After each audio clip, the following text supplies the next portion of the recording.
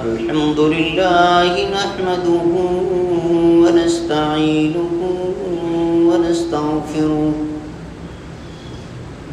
ونؤمن به ونتوكل عليه ونعوذ بالله من شرور أنفسنا ومن سيئات أعمالنا من يهده الله فلا مضل له ومن يضلل فلا هادي له وأشهد أن لا إله إلا الله وحده لا شريك له وأشهد أن محمدا عبده ورسوله أرسله بالحق بشيرا ونذيرا وداعيا إلى الله بإذنه وسراجا منيرا أما بعد فإن خير الحديث كتاب الله وخير الهدي هدي محمد صلى الله عليه وسلم وشر الأمور محدثاتها وكل محدثة بدعة وكل بدعة ضلالة وكل ضلالة في النار من يطع الله ورسوله فقد رشد واهتدى ومن يعص الله ورسوله فقد ضل وغوى اللهم صل على محمد وعلى آل محمد كما صليت على إبراهيم وعلى آل إبراهيم إنك حميد مجيد اللهم بارك على محمد وعلى آل محمد كما باركت على إبراهيم وعلى آل إبراهيم إنك حميد مجيد أعوذ بالله السميع العليم من الشيطان الرجيم بسم الله الرحمن الرحيم ومن الناس من يعجبك قوله في الحياة الدنيا ويشهد الله على ما في قلبه وهو علد الخصام وإذا تولى سعى في الأرض ليفسد فيها ويهلك الحرث والنسل والله لا يحب الفساد وإذا قيل له اتق الله أخذته العزة بالإثم فحسبه جهنم ولبئس المهاد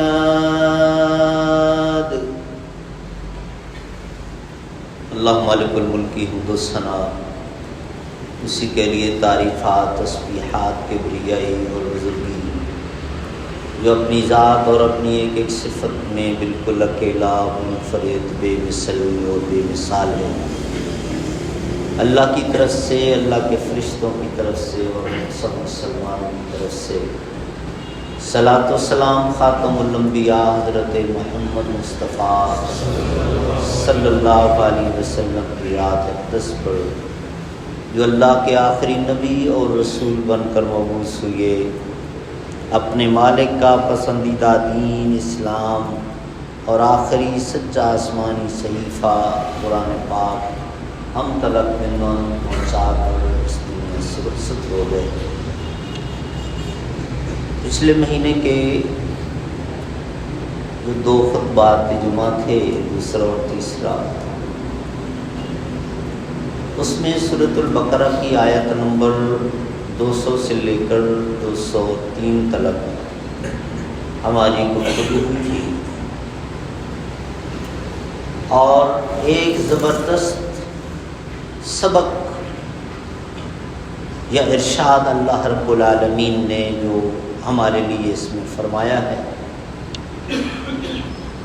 کہ دنیا تمہاری ضرورت ہے اور ہم تمہیں نہیں منع کرتے کہ تم دنیا ہم سے نہ مانگو، فرشتوں کی بھی ضرورت نہیں ہے، میری بھی ضرورت نہیں ہے، تمہارے لیے رکھا ہے۔ لہٰذا اس پر ہم نے تفصیل سے بات کی تھی کہ کوئی لمیٹیشن نہیں ہے کہ ایک دن میں یا 1 گھنٹے میں آپ میکسیمم اتنے ڈالر کما سکتے ہیں، اس سے زیادہ نہیں کما سکتے، شریعت نے چھوٹ دی ہے۔ بس ایک شرط لگائی ہے کہ حلال، غلط راستے سے نہیں، حرام طریقے سے نہیں۔ اور اس کے ساتھ ہی دوسرا پوائنٹ یہ بیان ہوا تھا کہ دعا مانگتے وقت اللہ تعالیٰ سے صرف اپنی دنیاوی ضروریات ہی نہ مانگا کریں، آخرت کو کبھی فراموش نہ کریں۔ جہاں آپ اللہ سے رزق مانگتے ہیں، اولاد مانگتے ہیں، عہدہ مانگتے ہیں، جاب مانگتے ہیں، اور جو اپنی روزمرہ کی ضروریات ہیں ان کا اللہ سے سوال کرتے ہیں، اللہ مانگنے والے پر خوش ہوتا ہے۔ لیکن ایسا نہیں ہونا چاہیے کہ آپ کے جب بھی ہاتھ اٹھیں تو دنیا کے لیے ہی اٹھیں. آخرت سے کیوں آپ غافل ہو جائیں؟ یہ تو چند لمحوں کی زندگی ہے، ختم ہو جانی ہے. ہمیشہ رہنے والی جو زندگی ہے آخرت، اس کے لیے اللہ تعالیٰ سے ضرور دعائیں کرتے رہنا اور اس کے لیے اپنی تیاری بھی کرتے رہنا. اس پر ہماری تفصیل سے بات ہوئی تھی کہ ربنا آتنا فی الدنیا حسنہ وفی الآخرۃ حسنہ. دنیاوی نعمتیں بھی اللہ سے مانگو لیکن ساتھ ساتھ آخرت بھی. اللہ خوش ہوگا اور خوش ہو کر عطا فرمائے گا. آج جو آیات میں نے آپ کے سامنے پڑھی ہیں، رب العالمین نے بندوں میں سے کچھ بھٹکے ہوئے لوگوں کا تذکرہ کیا ہے اور ان کی خصلتیں بیان کی. اب یہ کس لیے؟ قرآن پاک کا کوئی ایک حرف بھی بغیر کسی مقصد کے نہیں ہے. ضرور اس کے اندر ہمارے لیے کوئی نہ کوئی سبق ہے، کوئی نہ کوئی رہنمائی ہے. پیارے نبی صلی اللہ علیہ وسلم کی متعدد احادیث ہیں جن میں آپ صلی اللہ علیہ وسلم نے لوگوں کی خصلتیں بیان کی ہیں. دوسرے لفظوں میں آپ کہہ دیں کہ پہچان بتلائیے. مثلا منافق کہ کون منافق ہوتا ہے، منافق کی کچھ خصلتیں بیان فرما دی آپ صلی اللہ علیہ وسلم نے. وعدہ کرتا ہے، وعدہ کی خلاف ورزی کرتا ہے، وعدہ پورا نہیں کرتا، امانت میں خیانت کرتا ہے، بات کرتا ہے، جھوٹ بولتا ہے، گالی گلوچ کرتا ہے. یہ ساری علامات بیان فرمائی. بالکل اسی طرح اللہ رب العالمین نے ان آیات میں بھی کچھ بھٹکے ہوئے لوگوں کا ذکر کیا ہے، اور وہ اس لیے کہ جن کے اندر یہ خصلتیں پائی جائیں ہم ان سے دھوکہ نہ کھائیں. یہ اللہ تعالیٰ نے خالصتاً ہمارے لیے رہنمائی کے طور پر، ان کے لیے بھی ہے کہ بھئی آپ کی مذمت ہو رہی ہے، آپ کو اللہ پسند نہیں کر رہا، اپنی یہ روش چھوڑ دو. اور وہ لوگ جو سدھرے ہوئے ہیں ان کے لیے یہ سبق ہے کہ ان کی چکنی چپڑی باتوں میں نہ آ جانا، دھوکہ نہ کھا بیٹھنا. اب اس آیت کا معنی مفہوم بیان کرتے ہیں، آپ کو اور واضح ہو جائے گا. اللہ تعالیٰ فرماتے ہیں کہ وَمِنَ النَّاسِ مَن يُعْجِبُكَ قَوْلُهُ فِي الْحَيَاةِ الدُّنْيَا. ایسی میٹھی میٹھی باتیں کرے گا، آپ کو بڑی اچھی لگیں گی اس کی باتیں. وَيُشْهِدُ اللَّهَ عَلَى مَا فِي قَلْبِهِ. اور بعض اس حد تک گزر جائیں گے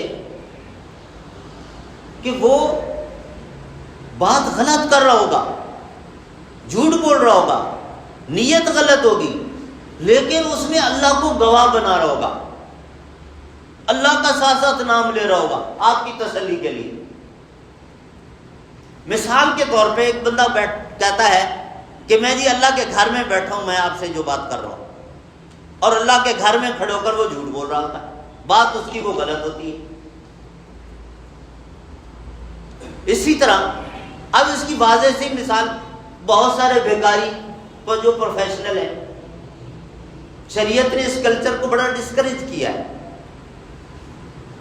اور مخیر لوگوں کو پابند کیا ہے کہ جو آپ کے علاقے میں ضرورت مند نظر آئیں ان کو گھر سے نکل کے مانگنا نہ پڑے، آپ ڈور سٹیپ پہ جا کے ان کی ہیلپ آؤٹ کریں تاکہ وہ ہاتھ نہ پھیلائے، اس کی عزت نفس مجروح نہ ہو. لیکن کچھ لوگ ایسے ہوتے ہیں جنہوں نے اس کو پیشہ بنا لیا ہوتا ہے. آپ ان کی ساری ضروریات گھر پہ دے دیں تب بھی وہ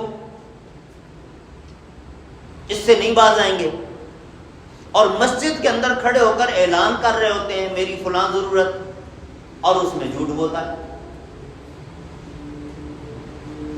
بالکل اسی طرح سے ملتی جلتی باتیں ہم اپنی ڈیلی لائف میں سنتے رہتے ہیں. وہ جی اللہ گواہ ہے، میں تو یہ، میں تو یہ، میں تو یہ. کتنا بڑا لفظ بول دیا، اللہ گواہ ہے.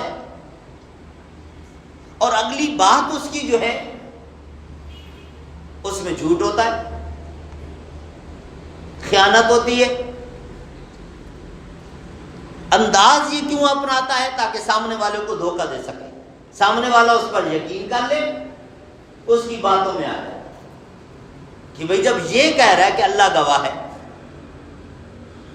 تو کیسے جھوٹ بولے گا؟ سچ ہی بول رہا ہوگا. بہرحال اللہ رب العالمین نے ایسے لوگوں کا ذکر کیا کہ مکر اور فریب میں بھی وہ میرا نام لے لیں گے. ٹھیک ہے، ایک مسلمان سادہ طبیعت کا آدمی وہ یہی کہتا ہے کہ یار جب اللہ کا نام لے رہا ہے تو چلیں اب یہ جانے اس کا ایمان جانے، ہم اس کو دے دیتے ہیں، ہم اس کی بات مان لیتے ہیں، ہم اس کا یہ کر لیتے ہیں. اب اس شخص کی نیت یہ ہے کہ یہ اس بڑے نام کی لاج رکھ رہا ہے، اس کے مالک کا نام اس نے لے لیا. بہت اچھی بات ہے، لیکن دوسری طرف شریعت یہ کہتی ہے کہ مومن ایک بل سے 2 مرتبہ نہیں ڈسا جاتا، کہ مومن عقل مند ہوتا ہے. لا یلدغ المؤمن من جحر واحد مرتين. اب آپ عام طور پہ سنتے ہوتے ہیں جی باڈی لینگویج اس کی بتا رہی ہے، اس کی فیس ریڈنگ بتا رہی ہے، اس کی حرکتیں بتا رہی ہیں، اس کی شکل بتا رہی ہے. یہ ہم کہہ رہے ہوتے ہیں، اندازہ لگا لیتے، اور بعض اوقات چند جملے بولیں اس کے ساتھ کراس کوشچننگ کریں، وہ پھنس جاتا ہے. تو صدقہ خیرات اور خاص طور پہ زکوٰۃ کی اگر بات ہو تو اسی طرح عبادت ہے جس طرح نماز عبادت ہے. اب نماز کے متعلق سب جانتے ہیں، طہارت سے لے کر پھر السلام علیکم ورحمۃ اللہ تک، یہ سارے کام بڑے اہتمام کے ساتھ، بڑی احتیاط کے ساتھ کرنے ہیں تاکہ اللہ کے ہاں قبول ہو جائیں. بالکل اسی طرح زکوٰۃ میں بھی ہے، صدقہ خیرات میں بھی جب اللہ سے اجر چاہتے ہیں تو بڑی احتیاط برتیں. چیک اینڈ بیلنس، انکوائری آپ کا حق ہے، تسلی کر کے. تو بہرحال عام معاملات میں کچھ لوگ یہ رویہ اپنا لیتے ہیں، جھوٹی قسمیں کھانا، اللہ کا نام لینا. تو اللہ رب العالمین نے خبردار کیا کہ ایسے لوگوں سے دھوکہ نہ کھا بیٹھنا. وَهُوَ أَلَدُّ الْخِصَامِ، حالانکہ وہ تو بہت بڑا جھگڑالو ہوتا ہے. بظاہر نام اللہ کا لے رہا ہے، اللہ گواہ ہے، اللہ جانتا ہے جی، یوں بھی کہہ رہا ہوتا ہے. اب تھوڑے دیر کے بعد آپ کے ساتھ جھگڑا کرے گا یہ مطلب نہیں ہے. مطلب یہ ہے کہ کام ایسا کرنے لگا ہے، حرکت ایسی یہ کرنے والا ہے کہ جس سے آپ اور اس کے درمیان کلیش ہوگا، بہت بڑے جھگڑے کا دروازہ کھولنے جا رہا ہے. تو ایسے لوگوں سے خبردار رہو. وَإِذَا تَوَلَّىٰ سَعَىٰ فِي الْأَرْضِ لِيُفْسِدَ فِيهَا، اس کی رگ رگ میں فساد ہے کہ جدھر جاتا ہے آگ لگاتا جاتا ہے اپنی زبان سے، اپنی حرکتوں سے. وَيُهْلِكَ الْحَرْثَ وَالنَّسْلَ، کھیتی باڑی کو تباہ. اب مطلب یہی کھیت نہیں ہے، نئی آنے والی نسل، ہمارے بچے، ہماری نیو جنریشن، ہماری یوتھ، ان کو وہ یرغمال بناتا ہے، ان کو برین واش کرتا ہے، مس گائیڈ کرتا ہے، سیدھے راستے سے ہٹانے کی کوشش کرتا ہے. بظاہر اچھا انسان بنا ہوا ہے، مولانا صاحب کے روپ میں ہے، اور آپ کی اولاد کو مس گائیڈ کر رہا ہوگا. اور یہ اس پرفتن دور میں ہم دیکھ رہے ہیں دشمن نے کیا. بظاہر وہ مسلمانوں کا بھی امام بنا ہوا ہے، لیکن اندر سے کچھ اور ہے. اور وہ پھر میٹھے انداز سے مسائل میں، حلال حرام میں تحریف، تغیر، تبدل، شکوک و شبہات، وہ پچھلا وہ جو دور تھا، اس وقت جو حالات تھے وہ آج 2022 میں تھوڑی. دین بڑا وسیع ہے، اللہ بڑا غفور الرحیم ہے. اس کا معنی یوں نہیں یوں بنتا ہے. بڑا علم الکلام اور منطق اور فلسفہ جھاڑ کے لوگوں کو شریعت کی بنیادوں سے ہی ہٹانے کی کوشش کرتے ہیں. اور اس ڈیٹیل میں اگر ہم جائیں تو دنیا نے اب وہ سوشل میڈیا نے بہت کچھ بتا دیا کہ انڈیا کے ایک علاقے میں کتنا دور دراز جنگل میں ایک بڑا مدرسہ، اور جناب وہاں عام آدمی کوئی جا بھی نہیں سکتا، اور سارے غیر مسلم، اور ان کو پڑھائی جا رہی ہے حدیث، قرآن اور یہ ساری چیزیں، اور ان کو مسلمانوں کے خلاف تیار کیا جا رہا ہے. تو مسلمان بن کے جاؤ گے، لیکن ان کو مسئلے یہ والے بتانے. اب بندہ کہتا ہے بہت بڑا عالم دین فلاں جگہ سے کوالیفائڈ. اسی طرح اب تو یہ آپریشن وغیرہ ہوئی ہے تو بہت کچھ صفائی بھی ہو گئی، لیکن اس دوران بڑے بڑے انکشافات ہوئی ہے. نادرن ایریا کی ایک مسجد سے ایک بندہ پکڑا گیا، امریکن. وہ وہاں جا کے جب انٹرویو دے رہا تھا کہنے لگا میں 11 سال تک وہاں پیش امام رہ کر آیا ہوں. پشتو بولتا تھا، اردو بولتا تھا، عربی بھی بولتا تھا، اور انگلش اس کی مدر ٹنگ تھی. اور میرا اسلام سے، قرآن سے، مسجد سے کوئی تعلق نہیں. امریکن مشن پہ میں نے کام کیا، مسجد کے اندر بیٹھ کر پیش امام کی حیثیت سے. یہ مجھے اس بندے نے بتایا جو اس نے ٹی وی میں، اس نے براہ راست اس کا انٹرویو دیکھا امریکہ میں، کہ یہ حالت کہ ہمارے اندر اتنا پینیٹریٹ کر گیا ہے دشمن، ہمیں پتہ ہی نہیں ہے میں جس کے پیچھے نماز پڑھ رہا ہوں یہ کیا ہے. تو بہرحال اللہ رب العالمین نے خبردار کیا. ہم یہ آج دیکھ رہے ہیں اس صدی میں، اللہ نے ہمیں اس وقت خبردار کر دیا تھا کہ لوگ آئیں گے، دشمن آئیں گے، اور اس حد تک تمہارے روپ میں، تمہاری سوسائٹی میں اتنا گھس جائیں گے، آپ اس کو بڑا اچھا سمجھ رہے ہوگے، لیکن وہ آپ کا دشمن ہوگا. تو خبردار رہنا، الرٹ رہنا. جس عالم دین کے متعلق تمہاری پوری طرح تسلی ہو، اس کے حوالے کرنا اپنے بچوں کو کہ اس کو وہ دین سکھائیں، اور خود بھی اس کی صحبت اختیار کرنا جو کسی کا ایجنٹ نہ ہو، جو صاف ستھرا تمہیں دین بتانے والا ہو. اس پوری آیت کا اصل پیغام یہ کہ بظاہر بڑا اچھا ہوگا لیکن فساد کی طرف آپ کو لے جائے گا. اور یہ فساد قتل و غارت ہی نہیں ہوتی ہے، اللہ تعالیٰ کی شریعت کی خلاف ورزی کا نام فساد ہے. یہاں بھی اس کے نقصانات ہوتے ہیں معاشرے کو، اور آخرت میں تو پھر ہے ہی. اس کے بعد اللہ رب العالمین نے اس کی ایک اور خصلت بیان کی، وَإِذَا قِيلَ لَهُ اتَّقِ اللَّهَ أَخَذَتْهُ الْعِزَّةُ بِالْإِثْمِ. اللہ اکبر. یہ ایک ایسی خامی ہے جو آج ہم میں بھی بہت زیادہ پائی جاتی ہے. ایک شخص اس کو کہتا ہے کہ بھائی اللہ سے ڈرو، یہ غلط کام کر رہے ہو. وہ اخذتہ العزت بالاسم، اس کو گناہ میں اپنی عزت نظر آتی ہے. مثلا شادی بیاہ لے لو، اب ایک 5-6 منٹ کا آئٹم رہ گیا ہے جو فرق کرتا ہے کہ ہاں جی یہ مسلمان کی شادی ہو رہی ہے، کہ مولوی صاحب کو بلا کے وہ نکاح، حجاب و قبول. باقی جو اونٹ پٹانگ حرکتیں ہم کر رہے ہوتے ہیں نہیں پتہ چلتا کسی مسلمان کی ہو رہی ہے کسی اور کی ہو رہی ہے. اب آپ نے ان کو کہا کہ بھائی یہ آپ جی جو کچھ کر رہے ہیں یہ شرن ناجائز ہے.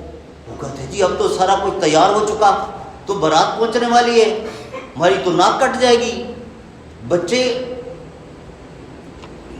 ہی نہیں مانیں گے. وہ کہیں گے شادی اور مرگ میں کوئی فرق تو ہونا چاہیے, لہذا مولوی صاحب مہربانی کریں, بس اب تو جو ہو گیا, بس اب ہماری عزت کا خیال کریں, اب اس پر زیادہ آپ بات نہ کریں.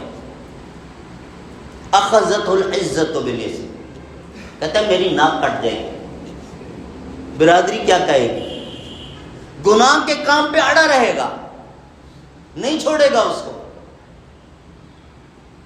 یہ اللہ رب العالمین نے بیان کیا کہ یہ کتنی خطرناک چیز ہے, اور یہ غفلت کا آخری درجات میں سے ایک درجہ ہے کہ مومن تو وہ ہوتا ہے کہ نیکی کے ساتھ محبت کرتا ہے, گناہ سے نفرت کرتا ہے. اگر ایک منٹ کے لیے علم نہیں ہے, پتہ نہیں ہے, جو ہی کسی پڑھے لکھے نے بتا دیا اس کا شکریہ بھی ادا کرتا ہے اور فوراً اپنی غلط حرکت چھوڑ کے صحیح کی طرف پلٹتا ہے. مومن کا تو یہ رویہ ہوتا ہے. لیکن جو گناہ کا کام کر رہا ہو اور اس کو سمجھایا جائے اور پھر وہ کہے کہ آپ اگر میں نے یہ کام بند کیا تو میری بے عزتی ہو جائے گی, تو یہ وہ جو نبی کریم صلی اللہ علیہ وسلم کی حدیث ہے نا, من یرا منکم منکرا فلیغیرہ بیدہ فإن لم یستطع فبلسانہ فإن لم یستطع فبقلبہ وذلک اضعف الایمان. جب تک آپ گناہ کو گناہ سمجھتے رہتے ہیں, یعنی آپ کے دل میں احساس ہوتا ہے کہ یہ گناہ ہے, اس وقت آپ روک تو نہیں رہے لیکن احساس ہے کہ یہ گناہ ہے, یہ آخری درجہ ہے, ذالک اضعف الایمان. اور جب اس کے دل میں گناہ کا احساس ہی نہیں ہے, وہ اس کو گناہ سمجھ ہی نہیں رہا, یا کم از کم کرنے کا انداز ایسا ہے کہ جیسے اس کے نزدیک یہ گناہ ہے ہی نہیں, اتنی بے باکی سے کر رہا ہے اوپنلی, تو گویا کہ اس کو گناہ نہیں سمجھ رہا. تو اب یہ کسی مولوی صاحب کا فتویٰ نہیں ہے, خود حساب لگا لے کہ حدیث کیا کہتی ہے. جب تک آپ کے دل کے اندر ایمان, گناہ کا احساس تھا, اس وقت تک آخری درجہ تھا. اب جب احساس ختم ہو گیا تو پھر آپ کہاں کھڑے, تو سرکل سے تو آؤٹ ہو گیا. یہ ہاتھ سے روکے, ہاتھ سے نہیں روک سکتا, زبان سے روکے, زبان سے نہیں روک سکتا, دل سے روکے. دل سے روکنے کے دو ہی معنی ہیں. ایک تو یہ ہے کہ عزم کر لے, ارادہ کر لے کہ اس وقت یہ میری بات نہیں سنیں گے,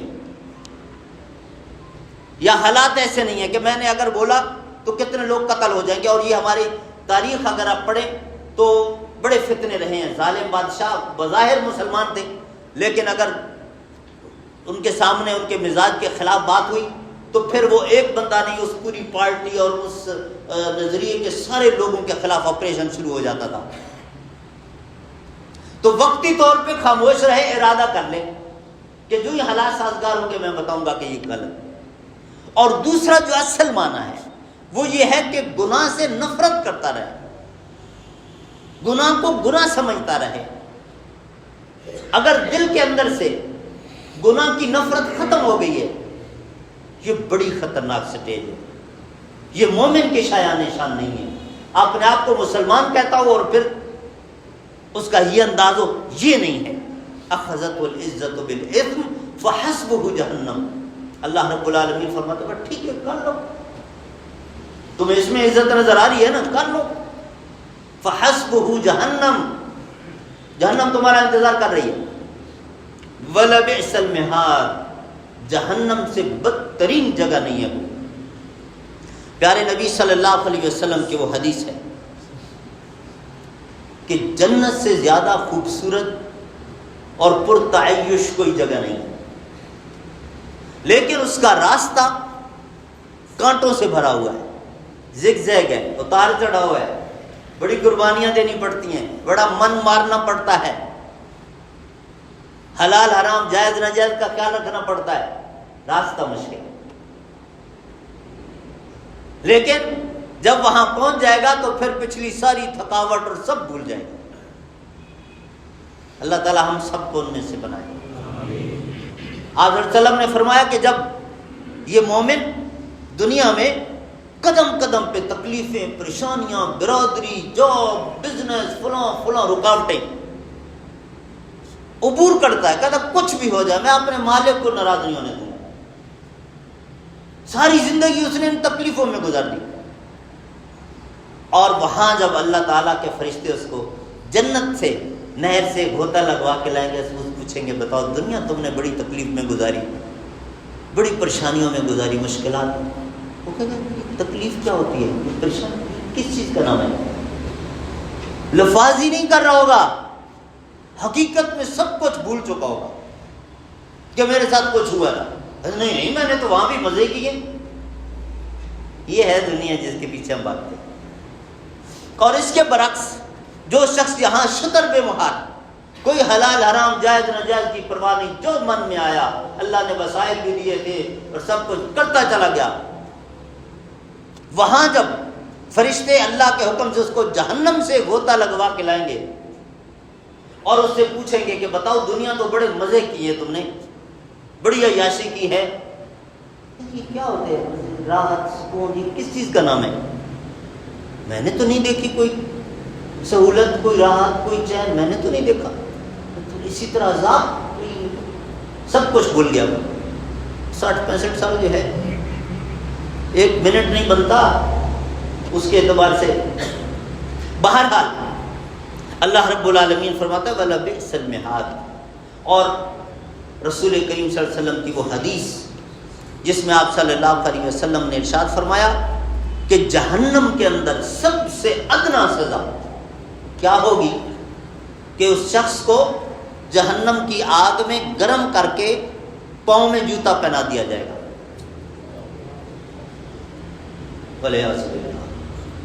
باقی جسم سارا باہر ہے، جہنم میں نہیں پھینکا جائے گا، باہر ہے، صرف وہاں سے جوتا لایا اور اس کے پاؤں میں پہنایا۔ جو ہی اس کے پاؤں میں جوتا پہنایا جائے گا تو اس کے جسم کا جو دوسرا کنارہ ہے، سر کے اندر جو مغز ہے وہ ہنڈیا کی طرح ابلنے لگے گا، اتنی اس کے اندر شدت اور حدت ہوگی، حرارت ہوگی، اتنا تکلیف دے۔ گرم آئل کا ایک چھینٹا پڑ جائے ہاتھ پر، ذرا دیکھیں کتنی تکلیف ہوتی ہے، اور پھر وہ یہ نہیں ہے کہ جوتا اتار دے گا، اتار سکے گا ہی نہیں، کیا کیفیت ہو۔ تو اسی لیے آپ صلی اللہ علیہ وسلم نے فرمایا کہ جہنم کو معمولی نہ سمجھنا، گناہ کا موقع مل رہا ہو چھوٹا گناہ سمجھ کے جرت نہ کرنا کہ کر دو، اگر اسی پر اللہ نے پکڑ لیا تو کیا بنے گا تمہارا۔ اور اس کے برعکس اگر نیکی کا موقع مل رہا ہو، چھوٹی سی چھوٹی نیکی، اس کو حقیر نہ سمجھنا کہ اتنی سی نیکی سے میں کروڑوں کا کاروبار کرنے والوں میں کیا 5000 چندہ دوں، نہیں، اللہ تعالیٰ کوالٹی دیکھتا ہے، کوانٹیٹی نہیں دیکھتا۔ چھوٹی سی عبادت آپ کو چھوٹی لگ رہی ہے، انٹینشن آپ کی بہت اچھی ہے، نیت آپ کی بہت خالص ہے، تو میں اگر کوئی بڑی عبادت بھی کروں گا تو اللہ کا کیا سنبھالوں گا، رب کی تو ضرورت ہے ہی نہیں، اللہ الصمد، اللہ بے نیاز ہے، اللہ کی ضرورت نہیں، وہ بھی میری ضرورت ہے، چھوٹی کی تو وہ بھی میری ضرورت ہے، اور اللہ تو ذرہ نواز ہے، ممکن ہے اس کو یہی چھوٹی سی نیکی پسند آ جائے، بیڑا پار۔ اس لیے چھوٹی سی چھوٹی نیکی کا بھی موقع مل رہا ہو تو اس کو ضائع نہ ہونے دے، اس کو اویل کرے، نہ جانے یہی اس کی نجات کا ذریعہ بنے۔ اور آپ صلی اللہ علیہ وسلم کی وہ حدیث ہے اتقوا النار ولو بشق تمرۃ، جب صدقہ خیرات کی آپ صلی اللہ علیہ وسلم ترغیب دلا رہے تھے تو آپ فرما رہے تھے کہ بوریاں بھر کے لانے کی ضرورت نہیں ہے، ایک دانہ پورا کھجور کا وہ بھی نہیں ہے، آدھا ٹکڑا کھجور کا وہ بھی اگر تم صدقہ کر سکتے ہو، اتقوا النار ولو بشق تمرۃ، یہ آدھا دانہ کھجور کا یہ بھی تمہیں جہنم سے آزادی دلا سکتا ہے اگر اللہ نے قبول کر لیا۔ تو اس حدیث کے مطابق ہم سب کا یہ شیوہ ہونا چاہیے جہاں نیکی مل رہی ہو وہاں دوسروں سے سبقت لے جانے کی کوشش کر کے آگے بڑھ کے کریں، اور جہاں گناہ کا موقع ہو وہاں 10 راستے کھلے ہوئے ہوں، سبز باغ دکھائے جا رہے ہوں، اعوذ باللہ من الشیطان الرجیم پڑھتے ہوئے دور رہے۔ حضرت یوسف علیہ السلام کا واقعہ اس کو اپنے سامنے رکھے۔ یہ جب مسلمان رویہ اپناتا ہے بس اللہ تعالیٰ اتنا ہی ٹیسٹ کر رہا ہوتا ہے، ٹیسٹ ہوتا ہے بس، اس کے بعد اللہ معاملات سارے خود سنبھال لیتا ہے۔ وَمَن يَتَّقِ اللَّهَ يَجْعَل لَّهُ مَخْرَجًا، بس یہ کر کے تو دکھائے۔ اللہ فرماتے ہیں ہم اس کو نکلنے کا راستہ دیں گے، خود دیں گے۔ وَيَرْزُقُهُ مِنْ حَيْثُ لَا يَحْتَسِبُ، اس کی ضروریات اس طرح پوری کریں گے وہ توقع بھی نہیں کر رہا ہوگا کہ یہاں سے بھی میرا مسئلہ حل ہو سکتا تھا۔ تو اللہ رب العالمین ہم سب کو اسی طرح کا اپنا وفادار اور مخلص بندہ بننے کی توفیق عطا فرمائے۔ سبحان ربک رب العزت عما یصفون وسلام علی المرسلین والحمد للہ رب العالمین۔